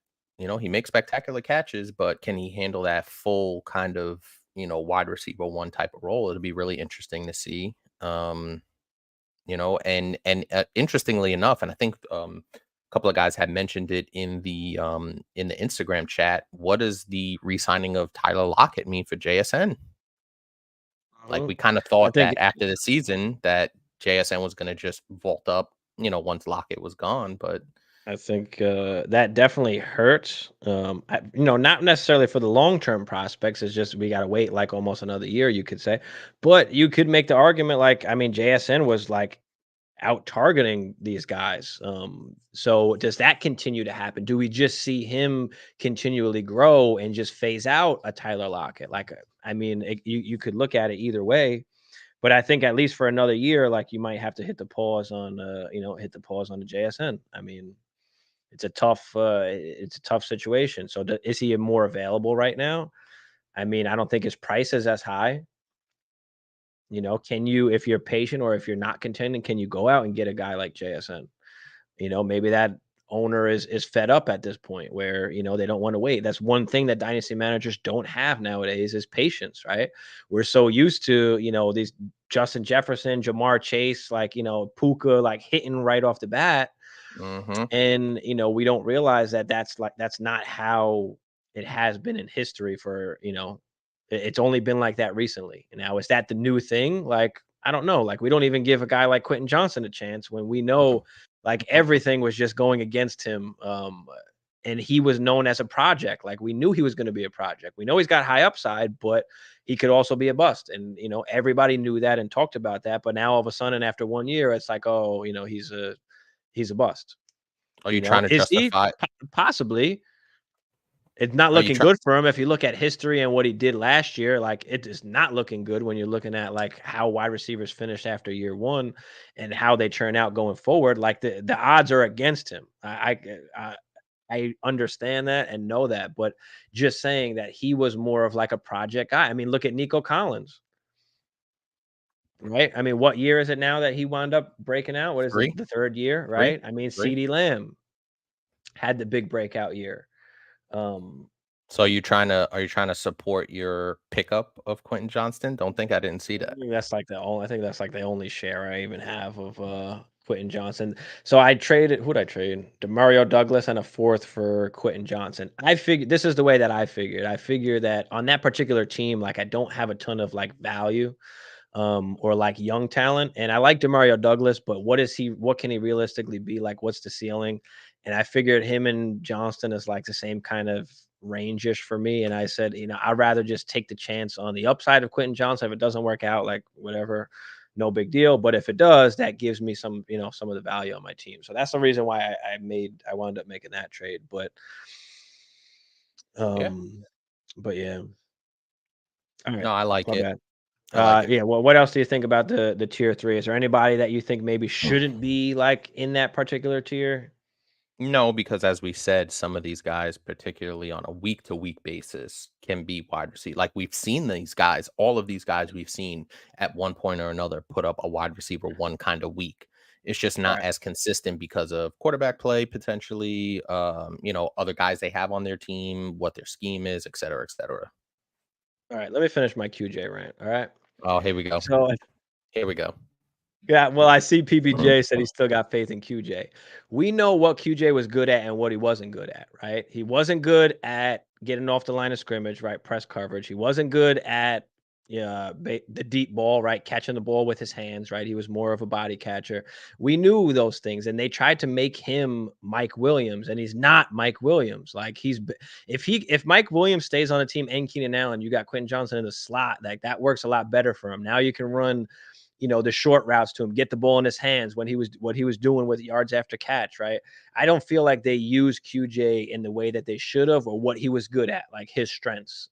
I didn't for me that is what kind of hurt QJ is they didn't give him really a chance to develop and they just used him in the absolute wrong way. Now does that change now with the new coach coming in, right? Does that change? Does he understand what QJ does good at? Does he change how they're putting QJ in their offense or in the game plan? I don't know. So it was just a flyer that I wanted to take on him. But if you look at all the things with QJ, like they didn't use him right, they didn't play him to his strengths. Does that change? I don't know, but I still have a tiny bit of faith in QJ. I'm not totally 100% out on him. That being said, I'd probably still easily take like a second round pick for him. I think everybody got excited because number one, he was a fairly high draft pick.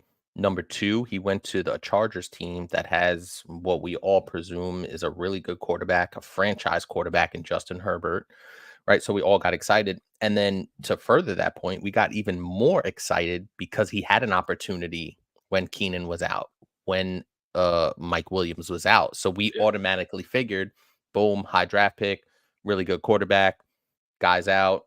He's getting an opportunity to kind of really step up and show what he's got, and he probably needs that 2 or 3 years to really figure it out, hone his game, Mhm. work with Justin Herbert, develop that chemistry, et cetera, et cetera. So I think there was just way too much hype for, like you said, what we kind of knew he was and where he got drafted and what quarterback Mhm. was on that team.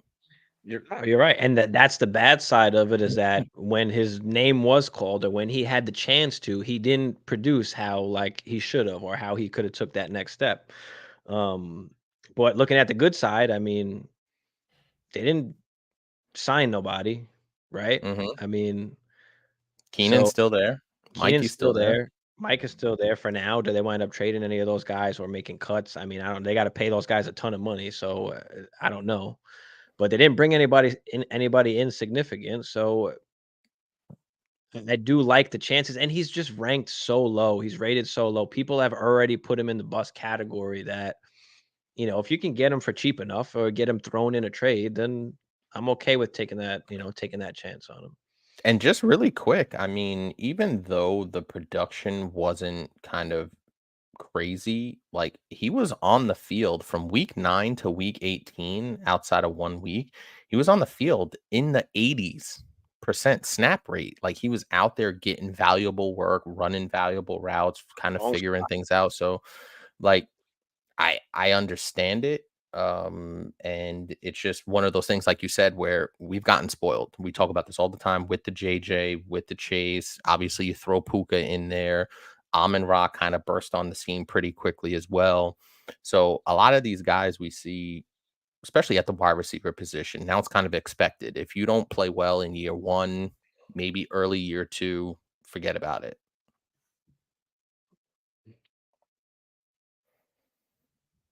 All right, going into the 4th year here, I put the veterans here basically. So you got your Diggs, you got your Evans, you've got your Cooper Cup, you've got your Devontae. Put it whatever order that you want to. Godwin, I don't even know where to put Godwin. Um, but just put the vets in that tier because they're going to give you the production, but they're not necessarily valuable, even on the market. So, Well, I will say this: they're not valuable right now, when they start right? scoring points, though, right? But like we talked about this during the season when we were doing our live shows, especially on Sundays, we were doing our Saturday nights, etc. And once you kind of got to your trade deadline, like Mike Evans was a hot commodity Mhm. during the trade deadline, and you'd probably take Mike Evans over quite a few of these guys on this screen going down the stretch, considering how he played last season down into the fantasy playoffs, etc. A guy like Devontae Adams, I still believe in on a week to week basis. So obviously for dynasty rankings, they belong there because all those other guys are younger, etc. But these guys can be still be valuable just because they're in the bottom of this tier doesn't mean we don't think they're still valuable. Yeah, for sure. So, I mean, and then you're talking about, I mean, the rookies like Marva's is right up here right now. It doesn't matter that he's a rookie. Doesn't matter that we don't know where he's going. This is where people are valuing Marvin Harrison right now in the top 5. Um, you want to hope that he goes to play with a guy like Kyler Murray, but does New England pull a fast one and just like fuck it, we're taking I would we're hate taking that. we're I would taking the wide hate that. receiver, right? So like we don't know where these guys are gonna land. I'm gonna just, put them where I think they kind of are right now, just the way that people are valuing them, that people are talking about. And Malik Neighbors, you can throw in here in the top 10, I think. Odunze, you can make the argument for as well. A lot of people like Odunze, so I think he's kind of somewhere I guess you could lead him off maybe in tier 3. I don't know if he's necessarily will be in the tier 2, especially if he goes to like the Bears where he's like, with DJ Moore. So obviously these things can change. And then you've got a guy like Brian Thomas, who I think is going to get first round draft capital. He'll be in here somewhere too. And I'm just throwing him in here wherever, not necessarily in a specific spot. But It's going to matter where these guys get drafted, the draft capital they get. But the thing is, like, with the rookie wide receivers, especially the way that people are valuing them, is like it feels like they're almost safe. Like they're safe bets. Like even if they don't necessarily play well this first year, we do the same things with all these guys, right? Garrett Wilson, Drake London, Chris Olave. Like they're still valued that high, even if they don't produce those wide receiver one seasons, right? So when you are talking about your rookie drafts, right, especially with we don't know, what's going to happen with May or Daniels or any of these guys other than Caleb, pretty much. Like, and we did the rookie draft last week where it was Caleb Williams and then it was the 3 wide receivers right off the bat, right? The quarterbacks dropped, right? Do you feel safer with any of those guys? Because what if the quarterback doesn't have a good season? All of a sudden they kind of get pushed down where it doesn't necessarily happen at wide receiver, right? Yeah, just because of the way the league is and the way wide receivers have come into the league and kind of produced right away, I think that's where the mindset is shifting. Is you feel a lot safer with a wide receiver, and also too, like wide receivers tend to have a longer leash than quarterbacks, right? Because a lot of these GMs and a lot of these franchises, when you draft a quarterback and he's not good by the time he enters year 3, done for the most part. So with a wide receiver, it's like, okay, maybe he had a bad quarterback, or maybe there was a scheme fit that wasn't good for him, et cetera, et cetera. So I think the leash is a lot longer for wide receivers than it is for quarterbacks, just because of the profile. A lot of these, like I said, a lot of these situations and franchises, they hitch their wagon to these top end quarterbacks, and the leash is very short if they don't play well. Like most quarterbacks, especially if you're drafted in the top 3, top 5, et cetera, if you don't play well or show signs of playing well year 1, Mm-hmm. you're on the hot seat. Now, Exactly. I know a guy like Justin Fields has gotten a little bit of a longer leash, but you look at a Baker Mayfield where, year 1, he didn't play well, year 2, etc. So I just think that the leash is a little bit longer for the wide receivers than it is for the quarterbacks from a franchise standpoint, not necessarily a fantasy standpoint. Mm-hmm. Yep. But yeah, I mean that pretty much wraps up the wide receivers. What do you guys think? Throw any comments or questions that you got out there, but this is kind of just how I see it.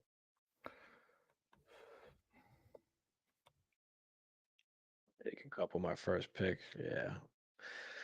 Well, I mean, Great. that's the thing, right? Cooper Cup, Josh Jacobs, they had those crazy seasons, and you don't want to buy them at that time, right? Or think that they're going to continuously do that. Like it's just if they like it's different if they're just doing it for that 1 year, right? Where a guy like JJ who was like continuously increasing every year, like those guys hit the St. ceiling. Brown, Like those guys hit the CD. ceiling. Like so it's important, right, when you're playing the market, right, to not buy guys at their ceiling, right?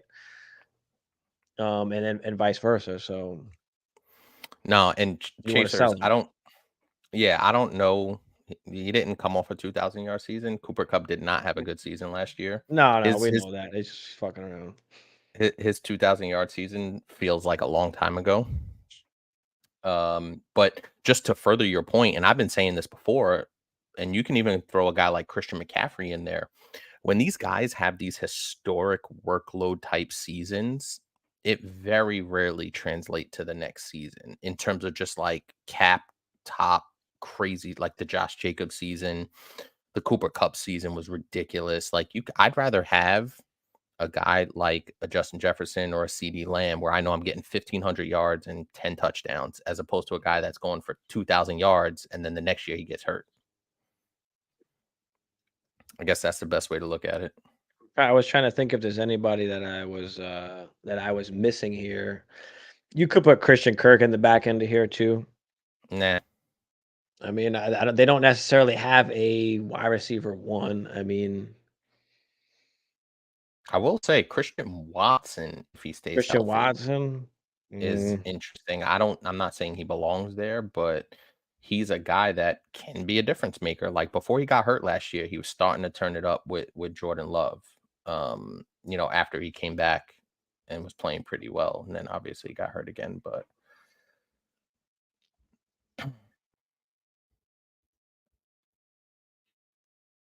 But yeah, that pretty much wraps it up for tonight. Any other questions? Throw them out there before we get out of here. But appreciate everybody coming out tonight in the chat. It was a hell of a chat. You guys were Yeah, I mean locked there was and a lot loaded of in here there's a earlier. lot of shit to go over. I mean, it worked out. Timing Ton of worked out news, good. man. Crazy. And we didn't even get to the defensive guys, like defensive impact, which obviously, most people don't play IDP, but A man, this free agency is lot of wild. 420 crew does. Yeah. So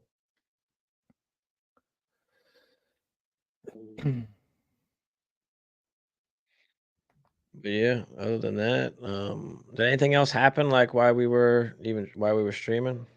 Any other news? Not that I'm looking at. Obviously, we talked about the Steelers. Mahomes restructured his contract to free up $20 million. Does that mean they Yeah. go after Calvin Ridley? Maybe. Oh, I don't know. maybe. Or So T? T? Ooh. That would tickle my fancy. I like that. I don't know. I don't know. I do I don't like know. that.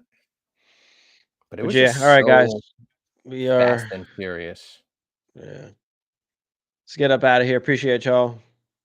Yeah. Go Peace. Pack Go. Go Pack No, Go. no, no. We're Woo! not doing the pack shit. We're not doing the pack shit. Fuck out of here. Get I'm ending some. it. I need to end this shit immediately.